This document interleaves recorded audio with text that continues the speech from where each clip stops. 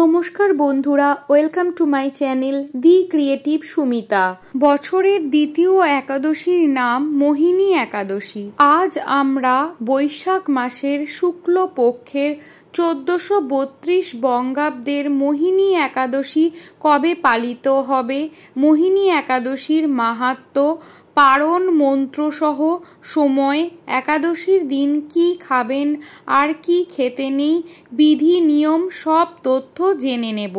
সারা বছরের সকল একাদশীর মাহাত্ম্য, ব্রতকথা, দিন ও সময়সূচি, তাছাড়াও বছরের বিভিন্ন পূজা সংক্রান্ত ভিডিও পেতে আমার চ্যানেলটিকে সাবস্ক্রাইব করে পাশে থাকবেন।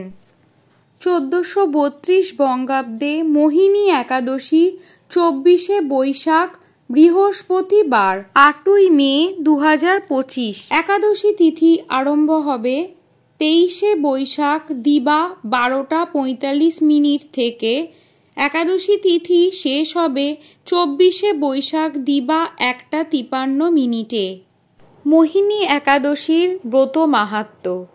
কুর্ম পুরাণে বৈশাখ শুক্লপক্ষের মোহিনী একাদশীর ব্রত মাহাত্ম্য বর্ণনা করা হয়েছে। মহারাজ যুধিষ্ঠির বললেন, হে জনার্দন, বৈশাখ শুক্লপক্ষীয় একাদশীর নাম কি, তার ফলই বা কি, বিধি নিয়ম সকল কথা আমার নিকট বর্ণনা করুন। উত্তরে ভগবান শ্রীকৃষ্ণ বললেন, হে ধর্মপুত্র, আপনি আমাকে যে প্রশ্ন করেছেন, পূর্বে শ্রী রামচন্দ্রও বশিষ্ঠের কাছে এই একই প্রশ্ন করেছিলেন। তিনি জিজ্ঞাসা করেছিলেন, হে মুনিবর, আমি জনক নন্দিনী সীতার বিরহজনিত কারণে বহু দুঃখ পাচ্ছি, তাই এমন একটি ব্রতের কথা বলুন যার দ্বারা সর্বপাপ ক্ষয় হয় এবং সর্বদুঃখ বিনষ্ট হয়। এই কথা শুনে বশিষ্ঠদেব বললেন, হে রামচন্দ্র, তুমি উত্তম প্রশ্ন করেছ। যদিও তোমার নাম গ্রহণেই মানুষ পবিত্র হয়ে থাকে, তবুও লোকের মঙ্গলের জন্য তোমার কাছে সর্বশ্রেষ্ঠ ও পরম পবিত্র একটি ব্রতের কথা বলছি। বৈশাখ মাসের শুক্লপক্ষিয়া একাদশী মোহিনী নামে প্রসিদ্ধা। এই ব্রত প্রভাবে মানুষের সকল পাপ, দুঃখ ও মোহজাল অচিরেই বিনষ্ট হয়। তাই মানুষের উচিত সকল পাপ ক্ষয়কারী ও সর্বদুঃখ বিনাশী এই একাদশী ব্রত পালন করা। একাগ্র চিত্তে তার মহিমা তুমি শ্রবণ করো। এই কথা শ্রবণ মাত্রেই সমস্ত পাপ বিনষ্ট হয়। পবিত্র সরস্বতী নদীর তীরে ভদ্রাবতী নামে এক সুশোভনা নগরী ছিল। চন্দ্রবংশজাত ধৃতিমান নামে এক রাজা সেখানে রাজত্ব করতেন। সেই নগরীতেই ধনপাল নামে এক বৈশ্য বাস করতেন। তিনি ছিলেন পূর্ণকর্মা ও সমৃদ্ধশালী ব্যক্তি। তিনি নলকূপ, জলাশয়, উদ্যান, মঠ ও গৃহ ইত্যাদি নির্মাণ করে দিতেন। তিনি ছিলেন বিষ্ণু ভক্ত পরায়ণ ও শান্ত প্রকৃতির মানুষ। সুমনা, দ্যুতিমান, মেধাবী, সুকৃতি ও ধৃষ্ট বুদ্ধি নামে তার 5 জন পুত্র ছিল। পঞ্চম পুত্র ধৃষ্টবুদ্ধি ছিল অতি দুরাচারী। সে সর্বদা পাপ কার্যে লিপ্ত থাকত।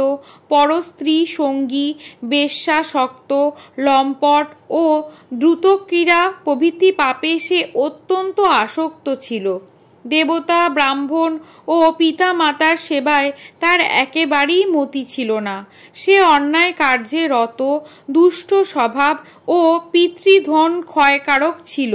সে সব সময় অভক্ষ ভক্ষণ ও সুরাপানে মত্ত থাকত। পিতা ধনপাল একদিন পথ চলছিলেন। হঠাৎ তিনি দেখতে পেলেন ধৃষ্টবুদ্ধি এক বেশ্যার গলায় হাত রেখে নিঃসংকোচে ঘুরে বেড়াচ্ছে। তার নির্লজ্জ পুত্রকে এভাবে রাস্তায় ভ্রমণ করতে দেখে তিনি অত্যন্ত দুঃখিত হলেন। এই কুকর্ম দর্শনে ক্রুদ্ধ হয়ে তিনি তাকে গৃহ থেকে বার করে দিলেন। তার আত্মীয় স্বজনও তাকে পরিত্যাগ করল। সে তখন নিজের অলঙ্কারাদি বিক্রি করে জীবন অতিবাহিত করতে লাগলো। কিছুদিন এইভাবে চলার পর তার অর্থাভাব দেখা দিল। ধনহীন দেখে সেই বেশ্যাগণও তাকে পরিত্যাগ করল। অন্ন বস্ত্রহীন ধৃষ্টবুদ্ধি খিদে তৃষ্ণায় অত্যন্ত কাতর হয়ে পড়ল। শেষে নিজের গ্রামে সে চুরি করা শুরু করল। একদিন প্রহরীর হাতে সে ধরা পড়ল, কিন্তু পিতার সম্মানে তাকে মুক্ত করে দেয়া হলো। এভাবে বার কয়েক সে চুরি করে ধরা পড়ল, তবুও চুরি করা বন্ধ করল না। তখন রাজা তাকে কারাগারে বন্দি করে রাখলেন। বিচারে তার কশাঘাত দণ্ডভোগও করতে হলো। কারাভোগের পর অন্যান্য উপায় না দেখে ধৃষ্টবুদ্ধি বনে প্রবেশ করল। সেখানে পশু পাখি বধ করে তাদের মাংস ভক্ষণ করে অতি দুঃখে পাপময় জীবন যাপন করতে লাগলো। দুষ্কর্মের ফলে কেউ কখনো সুখী হতে পারে না, তাই ধৃষ্টবুদ্ধি দিবারাত্রি দুঃখ শোকে জর্জরিত হলো। এইভাবে অনেক দিন অতিবাহিত হলো। কোনো পুণ্য ফলে সে সহসা একদিন কৌণ্ডিল্য ঋষির আশ্রমে উপস্থিত হলো। বৈশাখ মাসে ঋষিবর গঙ্গা স্নান করে আশ্রমের দিকে ফিরছিলেন। দুঃখিত ধৃষ্টবুদ্ধি তার সম্মুখে উপস্থিত হলো। ঘটনাক্রমে ঋষির বস্ত্র হতে এক বিন্দু জল তার গায়ে পড়ল। এই জল স্পর্শে তার সমস্ত পাপ দূর হয়ে গেল। হঠাৎ তার সুবুদ্ধির উদয় হলো। ঋষির সামনে সে হাত জোর করে প্রার্থনা করতে লাগলো, হে ঋষি শ্রেষ্ঠ, যে পূর্ণ প্রভাবে আমি এই ভীষণ দুঃখ যন্ত্রণা থেকে মুক্তি লাভ করতে পারি তা কৃপা করে আমাকে বলুন। ঋষিবর বললেন, বৈশাখ মাসের শুক্লপক্ষে মোহিনী নামে এক একাদশী আছে, তুমি সেই ব্রত পালন করো। এই ব্রতের ফলে মানুষের বহু জন্মার্জিত পর্বত পরিমাণ পাপরাশিও ক্ষয় হয়ে যায়। মহামুনি বশিষ্ঠ বললেন, কৌণ্ডিন্য মুনির উপদেশ শ্রবণ করে প্রসন্ন চিত্তে ধৃষ্টবুদ্ধি সেই ব্রত পালন করল। হে মহারাজ রামচন্দ্র, এই ব্রত পালনে সে নিষ্পাপ হলো, দিব্য দেহ লাভ করল। অবশেষে গরুড়ে আরোহণ করে সকল প্রকার উপদ্রবহীন বৈকুণ্ঠ ধামে গমন করল। হে রাজন, ত্রিলোকে মোহিনী ব্রত থেকে আর শ্রেষ্ঠ ব্রত নেই। যজ্ঞ, তীর্থস্থান, দান ইত্যাদি কোনো পূর্ণ কর্মই এই ব্রতের সমান নয়। এই ব্রত শ্রবণ করলে সহস্র গোদানের ফল লাভ করা যায়। মোহিনী একাদশীর পারণের দিন হল 9ই মে 2025, 25শে বৈশাখ শুক্রবার। পারণের সময় সকাল 4:58 থেকে সকাল 9:21 মধ্যে। একাদশী পালনের নিয়ম হল নিরন্তর ভগবান শ্রী হরির স্মরণ করা, অর্থাৎ ভক্তি ভরে শ্রীকৃষ্ণ স্মরণ করাই মূল কাজ। একাদশীতে অনাহারে থাকাই নিয়ম, কিন্তু সম্ভব না হলে একাদশীতে রবিশস্য বর্জন করে ফল মূলাদি অনুকল্প গ্রহণের বিধান রয়েছে। একাদশীতে যে সকল সবজি ও ফলমূলাদি গ্রহণ করা যায় সেগুলি হলো গোল আলু, মিষ্টি আলু, চাল কুমড়ো, পেঁপে, টমেটো, ফুলকপি ইত্যাদি। সবজি ঘি অথবা বাদাম তেল, সূর্যমুখীর তেল দিয়ে রান্না করে ভগবান শ্রী হরিকে উৎসর্গ করে আহার করতে হয়। বাটা হলুদ, মরিচ, সৈন্ধব লবণ ব্যবহার করা যেতে পারে।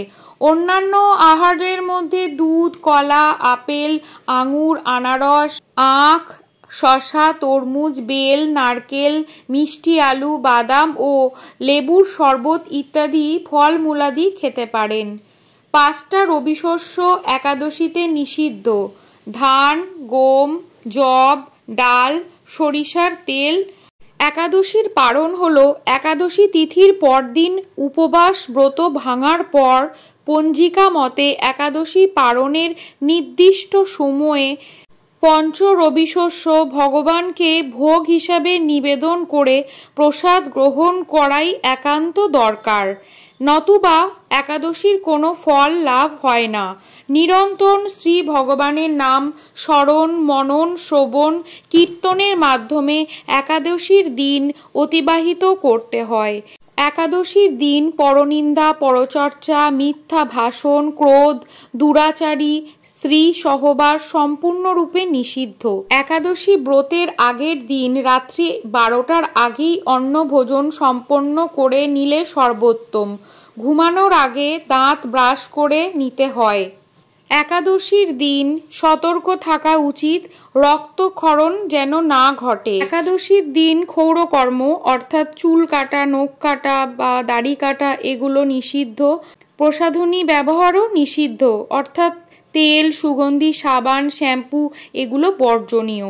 একাদশীর পারণের নির্দিষ্ট সময়ে পঞ্চ রবিশস্য রান্না করে ভগবানকে ভোগ নিবেদন করে প্রসাদ গ্রহণ করা একান্ত দরকার। একাদশীর পারণ মন্ত্র হল একাদশাং নিরাহর ব্রতে নানেন কেশব প্রসীদ সুমুখ নাথ জ্ঞান দৃষ্টি প্রদ ভব। এই মন্ত্র 3 বার পাঠ করে সময়ের মধ্যেই পারণ করতে হয়। শ্রীকৃষ্ণের প্রীতি ভক্তি লাভের জন্য সকলের একাদশী পালন করা উচিত। আজকের ভিডিওটি যদি আপনাদের ভালো লাগে তবে ভিডিওটিকে লাইক এবং শেয়ার করার অনুরোধ রইল, আর পাশে থাকা বেল আইকনটি অবশ্যই প্রেস করে দেবেন যাতে আমার নতুন ভিডিওর নোটিফিকেশন আপনাদের কাছে পৌঁছে যায়। শ্রী হরির কৃপায় সকলে ভালো থাকবেন, সুস্থ থাকবেন আর সাবস্ক্রাইব করে আমার পাশে থাকবেন। জয় মোহিনী একাদশীর জয়।